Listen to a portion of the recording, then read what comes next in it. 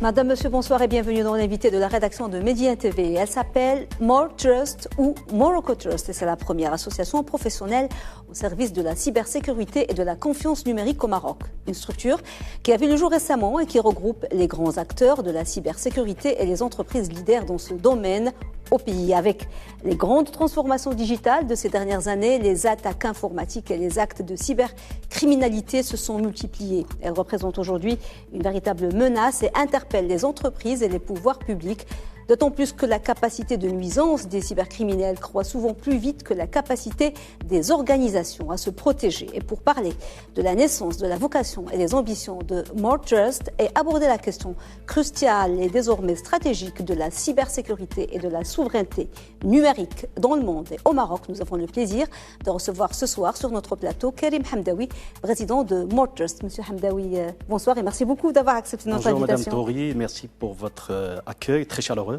Donc c'est un plaisir d'être ici avec vous pour échanger autour de ce sujet qui est la cybersécurité et la confiance numérique. Vous êtes le bienvenu, monsieur.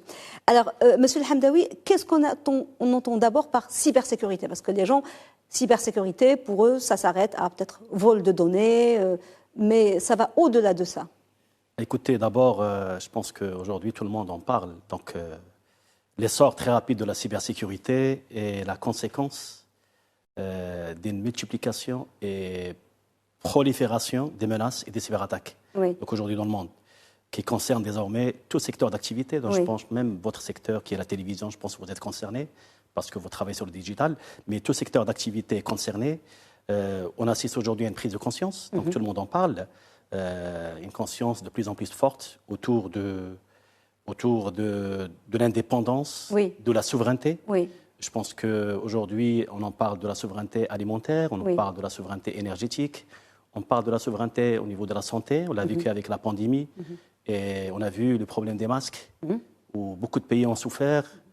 Heureusement que nous, on a pu produire les vaccins, la même chose. Oui. L'énergie, aujourd'hui, on est en train de le voir avec la guerre en Europe où beaucoup de pays ne sont pas sont coincés aujourd'hui à cause de cette guerre et risquent de ne pas être livrés par le gaz qui est source de beaucoup d'énergie. Oui. Je pense qu'aujourd'hui, la souveraineté et l'indépendance est au niveau international et national, et à la fois dans le secteur privé et public, avec le renforcement de l'arsenal juridique. C'est ce que beaucoup de pays ont commencé à faire. On parle de cette souveraineté dans plusieurs domaines, comme je l'ai dit, la santé, oui. Mais le numérique, aujourd'hui, comme tout le monde en dépend, est aussi un des éléments que nous devons protéger en termes d'indépendance, que nous devons servir au niveau local, que nous devons produire. Après, on va parler de notre état des lieux aujourd'hui oui. au Maroc par rapport oui. à ce sujet qui est crucial et sensible. Et cette prise de conscience, vous avez dit qu'il y a aujourd'hui une prise de conscience, elle a été accrue de manière considérable avec la pandémie, parce que tout le monde maintenant est connecté, que ce soit pour le travail, que ce soit pour l'enseignement, que ce soit pour la santé, beaucoup plus qu'avant. Donc la pandémie a accru cette prise de conscience au Maroc, M. Hamdaoui? Oui, oui. En tout cas, nous, on l'a vécu en tant qu'acteurs de la cybersécurité. Mois de mars 2020, c'était bouleversant. Donc, en tout cas, c'était un grand problème parce que les entreprises qui ont été prêtes et qui ont mis en place une stratégie cyber ont pu basculer oui. vers le télétravail, parce qu'après, on ne connaissait pas ce phénomène. Moi, en tant qu'acteur, on a fait beaucoup de plans de continuité d'activité pour les entreprises, mais on n'a jamais pensé à couper vraiment un pays, à confiner un pays, oui. à ne plus avoir de transport à l'international, à ne plus pouvoir aller au travail. Et donc, c'est de là où on a compris quelque chose de nouveau, qui est le confinement. Donc, on ne peut plus aller au travail. Donc, comment devons-nous réagir pour pouvoir continuer à délivrer des services? Heureusement, certaines entreprises qui ont été prêtes ont pu basculer et passer vers le télétravail. Et quand on passe au télétravail, il y a des nouvelles menaces, il y a des nouvelles cyberattaques. On ouvre de nouvelles brèches parce qu'on est plus vulnérable. On fait une extension de l'espace à sécuriser. On n'est plus au sein de l'entreprise, mais on est à l'extérieur de l'entreprise. Oui. On va jusqu'au foyer des collaborateurs qui doivent aussi être protégés. Après, on sait très oui. bien, quand on a un téléphone professionnel, des fois les enfants, ils le prennent pour jouer. Le PC, des fois, il est utilisé par des membres oui. de la famille. Et donc là, on voit qu'il y a un risque cyber où on fait une extension de l'espace à protéger. Absolument. Maintenant, l'espace à protéger, ce n'est pas seulement l'ordinateur ou le smartphone, mais tout est connecté. Maintenant, c'est pas tout le monde, mais il y a des voitures connectées. Notre système de santé est connecté. On a parlé, l'exemple des feux rouges est connecté. On va parler après de tout ce qui est sécurité des États. Et donc, les menaces sont plus grandes. Moi, je voulais savoir, M. Hamdaoui, vous êtes dans le domaine de la cybersécurité depuis des années, mais pourquoi vous avez eu l'idée, parce que c'est la première association et l'unique du genre, de créer une association? Est-ce que vous voyez qu'il y a aujourd'hui que le Maroc est vulnérable, qu'il faut peut-être fédérer les efforts pour justement anticiper? Ou est-ce qu'on a un petit peu de retard quand même? Je vais d'abord parler de la souveraineté numérique, comme ça on a une idée claire sur qu'est-ce que c'est la souveraineté. Après, je vais pouvoir vous expliquer comment on a eu l'idée de créer une association professionnelle qui regroupe des acteurs de la cybersécurité, pas que les acteurs, il y a aussi des partenaires, on va l'expliquer tout à l'heure. Partenaires du public et du privé. Public, privé, des associations, des universités, des instituts de recherche. Tout le monde peut se regrouper autour de cette association pour qu'on puisse in fine, créer une industrie cyber. C'est ça notre objectif aujourd'hui. Et je pense qu'aujourd'hui, la souveraineté numérique, le fait qu'un État doit détenir la pleine gouvernance de ces données, de ces infrastructures, il ne doit pas dépendre technologiquement, juridiquement, économiquement d'un autre État ou d'une autre entreprise qui va pouvoir stocker ces données, qui va pouvoir faire la captation de ces données, qui va pouvoir les protéger, les exploiter, ces données qui sont produites par notre État ou par nos entreprises. Et donc, nous, quand on a vu ça, donc, on a vu qu'il y a les cyberspace qui s'est élargi. On est plus sur sur l'entreprise. Après la pandémie, je pense qu'on est passé, comme je l'ai dit tout à l'heure, sur un espace encore plus large.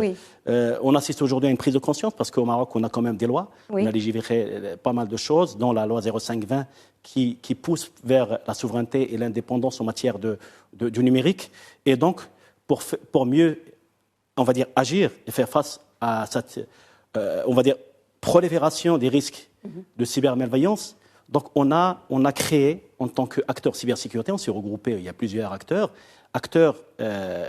qui ont leur principale activité, la cybersécurité. On s'est regroupé pour créer cette association qui s'appelle, comme vous l'avez cité au début, Morocco Trust, ou More Trust, si on la traduit, c'est plus de confiance. Maroc de confiance, aussi appelé donc, dans l'ambition de pouvoir promouvoir la cybersécurité et la confiance numérique. Donc, c'est des acteurs leaders dans leur domaine, innovants, qui ont un seul objectif, comme je l'ai dit tout à l'heure, c'est de pouvoir passer cette culture cyber à l'ensemble des acteurs, qu'ils soient public, privé aux citoyens. Donc c'est ça notre objectif, c'est de pouvoir sensibiliser, c'est de pouvoir promouvoir ce domaine qui est la cybersécurité. En tout cas, on va parler par la suite avec les objectifs de notre association. On a pas mal d'objectifs, on a des ambitions, on a des missions. Vous avez des objectifs à court terme que vous pouvez démarrer tout de suite, et puis vous avez des objectifs à long terme, mais vous vous positionnez aussi comme une force de proposition aussi pour l'arsenal juridique. Parce que en vous basant sur des expériences d'autres pays qui sont peut-être précurseurs dans le domaine, mais les objectifs à court terme pour la culture peut-être de la cybersécurité au Maroc, parce que les gens ils sont peut-être conscients du danger, mais ils ne savent pas comment se protéger, ils ne savent pas comment s'outiller. Écoutez, donc je pense qu'aujourd'hui, la donnée elle est plus limitée à des entreprises. Je pense que le citoyen aujourd'hui, il est concerné. On a vécu dans le passé pas mal de choses où on peut avoir de la manipulation des citoyens. Ça, c'est parmi les choses qu'on doit gérer dans le domaine de la cybersécurité. En tout cas, l'objectif de More Trust est de pouvoir développer déjà le secteur de la cybersécurité. C'est très important parce qu'aujourd'hui, chacun travaille dans son coin. Nous, on va s'unir et l'union fait la force. Et donc, développer le secteur avec toutes les composantes, comme je l'ai dit tout à l'heure, acteurs de la cyber, entreprises publiques privées, associations, même à l'international, de collaboration internationale. Et notre objectif, c'est de pouvoir développer et promouvoir ce domaine qui est la cybersécurité, de promouvoir des lois. Donc on veut être aussi un centre d'influence, aider à à élaborer des papiers qui concernent des nouvelles lois et des nouvelles réglementations dans le domaine de la cybersécurité. Est-ce que les lois en vigueur aujourd'hui, Karim Hamdaoui, au Maroc, le cadre législatif, est-ce qu'il protège, est-ce qu'il permet cette résilience des systèmes, ou est-ce qu'on devrait revoir et consolider ces lois? Écoutez, je vais faire rapidement les étapes qu'on a suivies au Maroc depuis 2003. Oui, parce qu'on a pas mal de lois, on a pas mal de réglementations qu'on a créées au Maroc. Je pense qu'au Maroc, après l'indice de maturité qui était utilisé par un organisme international, on est classé 50e sur à peu près 193 pays, donc c'est un classement qui est respectable. Aujourd'hui, pourquoi? Parce qu'on a pas mal de lois qui ont été faites, parce qu'il y a des actions de sensibilisation qui ont été faites, parce qu'il y a des normes qui ont été créées et certains organismes doivent les mettre en œuvre. Et si je reviens sur les lois, donc la première loi qui était promulguée en matière de piratage informatique datait en 2003, oui. Donc c'est quand même il y a longtemps. Ça s'appelle la loi 073 et qui fait du pénal en ce qui concerne les infractions relatives au système d'information. Donc ça, c'est la première loi qu'on avait créée qui touche un autre domaine qui est... Mais en tout cas, c'est un domaine qui existait même avant 2003 parce que les télécoms, la Poste, ils utilisaient Sirriyat al-Murasalat. Oui. Donc, quand on envoyait un courrier par poste, on ne doit pas l'ouvrir parce qu'il y avait des réglementations qui géraient ce domaine pour pouvoir ne pas divulguer de l'information qui est à l'intérieur d'une enveloppe. La même chose quand on véhicule de l'information via un opérateur télécom, on ne doit pas mettre une action de divulgation de l'information quand on a une communication par téléphone, envoyer les données, etc. Et donc, en 2007, le pays se dote d'un cadre qui touche tout ce qui est signature électronique, la loi 5305. Et après, bien sûr, on a eu le renforcement de la protection des données personnelles. Ça, c'est très important et ça touche directement aux citoyens parce que ça touche à la vie privée. Ça touche à la protection de données qu'on partage via un formulaire auprès de la banque, quand on fait un abonnement chez un opérateur télécom ou n'importe quel... quand on remplit un formulaire sur Internet. Donc là, on est sur une action de protection des données personnelles. Et là, on a créé la CNDP, qui est chargée, un régulateur qui est chargé de la protection des données personnelles via la loi 09-08. Sur le plan réglementaire, donc, on a fait pas mal de choses. Donc, il y avait le comité stratégique de la sécurité des systèmes d'information, la DGCC, qui est aujourd'hui notre autorité qui régule ce domaine qui est la cybersécurité. On a créé un centre de veille et de supervision qui s'appelle MACERT. Et en 2012, le Maroc lance une stratégie nationale de la cybersécurité. Ça, c'est très intéressant parce que derrière sa stratégie, il y a beaucoup de choses qui vont pouvoir se dérouler. Et en 2013, on a créé ce qu'on appelle la DNSSI, les directives nationales de la sécurité des systèmes d'information. Ces directives sont comme une norme internationale, donc qui est nationale, et qui est destinée pour les organismes publics et les entités d'État qui sont dans l'obligation de mettre en œuvre et déployer cette DNSSI afin de pouvoir protéger les informations et les infrastructures vitales. Oui. Ça, c'est pour les lois, pour le cadre législatif. Où est-ce qu'on en est, si on peut dresser un état des lieux du Maroc, où est-ce qu'on en est dans la cybersécurité? On a vu avec ce qui se passe aujourd'hui en Europe, avec la guerre Russie-Ukraine, que la cybersécurité, c'est une arme aujourd'hui, une véritable arme. On parle de souveraineté. Le Maroc a son cadre législatif. Bon, après, vous êtes, vous, une force de proposition. Il y a peut-être des choses à renforcer, des choses à revoir. Vous allez participer à cet effort. Mais quel état des lieux? Est-ce qu'il y a un inventaire aujourd'hui? Qu'est-ce qui doit être fait? Quelle est la priorité aujourd'hui? Écoutez, la cybersécurité se définit communément donc, par la protection défensive et offensive. Donc, c'est très important des systèmes d'information. Donc, en prenant en compte bien les contenants, donc toute l'infra, et le contenu qui est la donnée. Aujourd'hui, je pense que ce qui était fait, moi j'ai quelques chiffres ici devant moi, il y a un rapport qui était sorti en 2021, qui était réalisé par des Global Cyber Security Index. Donc le Maroc, comme je l'ai dit tout à l'heure, il occupe la 50e place mondiale sur 194 pays. Donc on est bon. Il y a des choses, bien sûr, il y a des axes d'amélioration, on va les appeler comme ça. Il y a des axes de force et des points positifs. On est 150, donc on a 83,65 sur 100. Donc quand même, on a 8,6 sur 10. Donc c'est une bonne note. Assez bon élève. Oui, voilà. Moussa Hassan ou Hassan. Donc cet indice, il vise à identifier les lacunes, à servir, comme j'ai dit, de feuille de route pour orienter les stratégies nationales. Et selon ce rapport, le Maroc obtient un score de 18,4 pour les mesures légales. Donc on a des bonnes notes sur la partie légale. On a aussi, on est cité comme pays en développement. Oui. Donc, par rapport à beaucoup de pays qui n'ont pas cette signification. Les actes de force sur la partie légale, on est doté d'une certaine forme législative. Oui. On a des règlements de protection des données, la loi 0908. On a des réglementations des infrastructures critiques, parce qu'il y a quand même pas mal de réglementations que la DGCC a lancées. Et il y a des lois, la loi 0520 aujourd'hui, qui est là pour pouvoir gérer et protéger ce qu'on appelle les données critiques et sensibles de notre royaume. Sur la partie technique, on a un CERT qui fait de la supervision et qui essaye de faire de la veille et superviser quand même tout ce qui est sensible. On a un engagement, c'est vrai qu'il y a des choses à développer parce qu'on n'a pas encore les CERT sectoriels, les axes qu'on doit c'est ça qui est important, parce que les points forts, mais vous êtes là, cette association, justement, pour apporter un plus et pour rectifier le tir et renforcer ce qui est. Quels sont les points de faiblesse, ou bien quelles sont les failles ou les choses à renforcer? Écoutez, comme je disais tout à l'heure, ce n'est pas des failles, c'est des axes de croissance potentiels. C'est une étude qui se fait sur beaucoup de pays, donc on se compare avec la région. Les 2 points que cet indice international a cités, c'est d'abord la partie organisationnelle.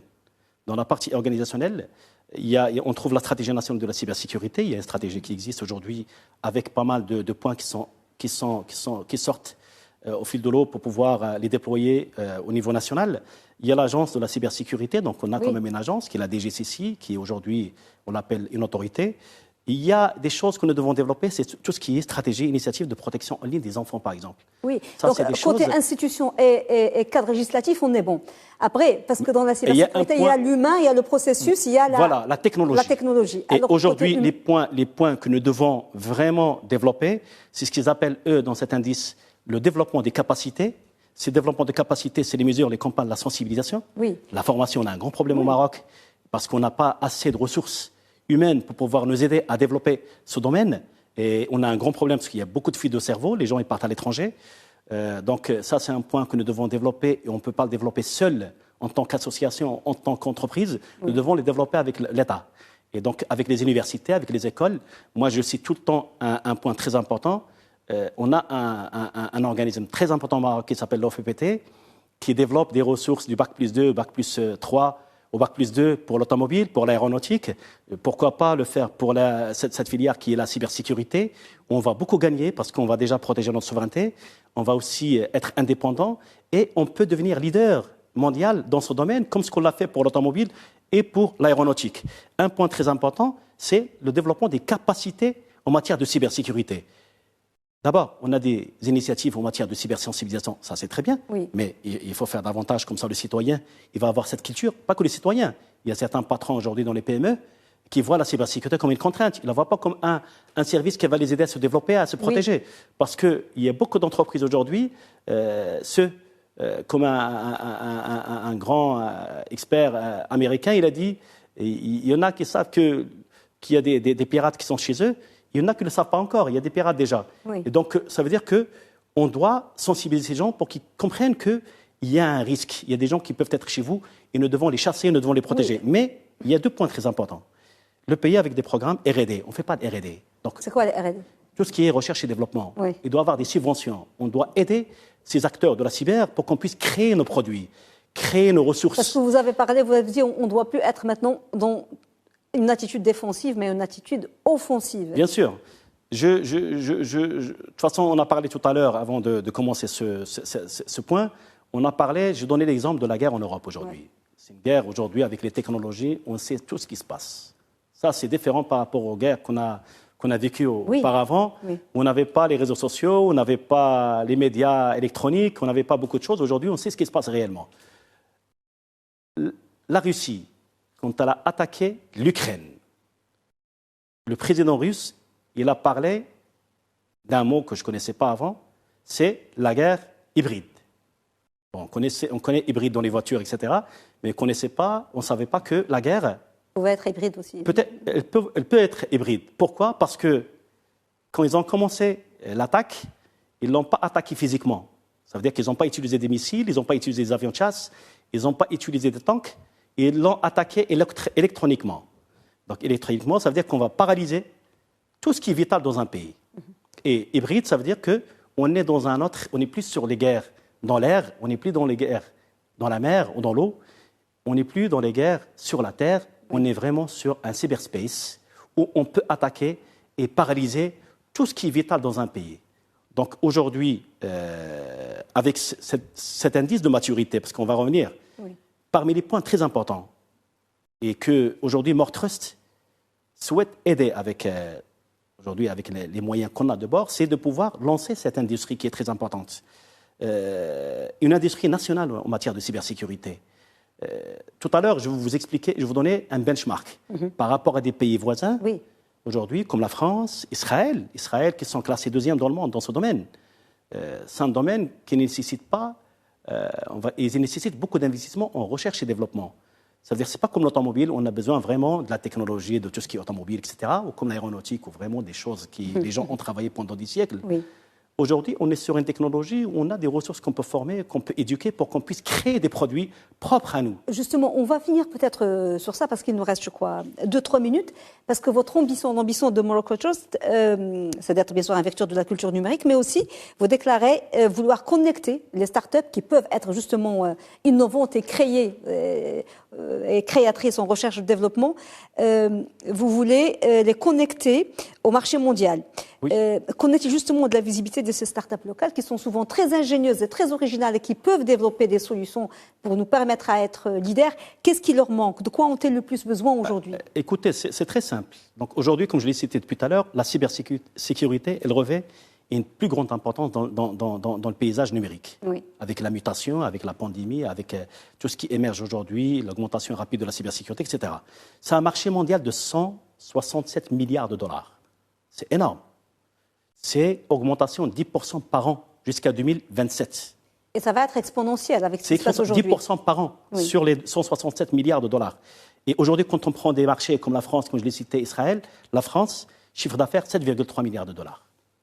Avec 37 000 emplois. C'est énorme. Israël, c'est très simple, c'est 6,5 milliards de dollars à l'export, 2,9 milliards de dollars investis. Donc c'est énorme comme chiffre. Nous, aujourd'hui, ce qu'on veut, c'est que aujourd'hui, il y a peu d'entreprises. Vous avez parlé des startups. On a peu dans ce domaine. Pourquoi? Parce qu'il n'y a pas d'incubateurs, parce qu'il n'y a pas d'investisseurs, parce qu'il n'y a pas de subventions, parce qu'il y a beaucoup de choses qui manquent. Nous, ce qu'on veut, c'est que dans les années à venir, cette décennie, ça va être la décennie de la cybersécurité, on veut créer, pourquoi pas, une centaine de startups marocaines. Et vous voulez les accompagner? Avec 7 000 emplois. More Trust va les accompagner, ces startups? Dans nos statuts, on fait de l'incubation, on fait de l'accélération. Bien sûr, on doit le faire avec des partenaires qui se connaissent dans le domaine. Et notre objectif, c'est le lancement d'une stratégie, une politique nationale de la cybersécurité. C'est très important. Et ça, on ne peut pas le faire seul si on ne le fait pas avec l'État. Création d'un cluster national de la cybersécurité qui va regrouper les universités, les associations publiques, privées, définition de normes nationales dans ce domaine pour qu'on puisse vraiment industrialiser ce domaine. Pourquoi pas des subventions quand on a un produit, de le faire comme ce qu'ils font aujourd'hui à l'international, des Gartner pour dire ce produit, il est qualifié, il est bon, il peut se vendre à l'international. Moi, je me rappelle, on avait fait une visite en Corée, et en Corée, ils ont un leitmotiv dans une pépinière qui fait des startups, ils ont un leitmotiv qui dit « Born to Global ». Donc, quand ils créent un produit, c'est pour le vendre à l'international. Pourquoi ne pas faire la même chose dans la cybersécurité? On a beaucoup d'opportunités, on a tout un continent, on peut vendre ces domaines. Création d'un label sécurité et bien sûr encourager l'utilisation, ce qu'on appelle les POC dans notre domaine, preuve en concept, au MVP, produit minimum, et la commande publique. Parce qu'aujourd'hui, au Maroc, quand on va créer un produit, qui va l'acheter? C'est l'État qui doit l'acheter en premier, c'est la commande publique.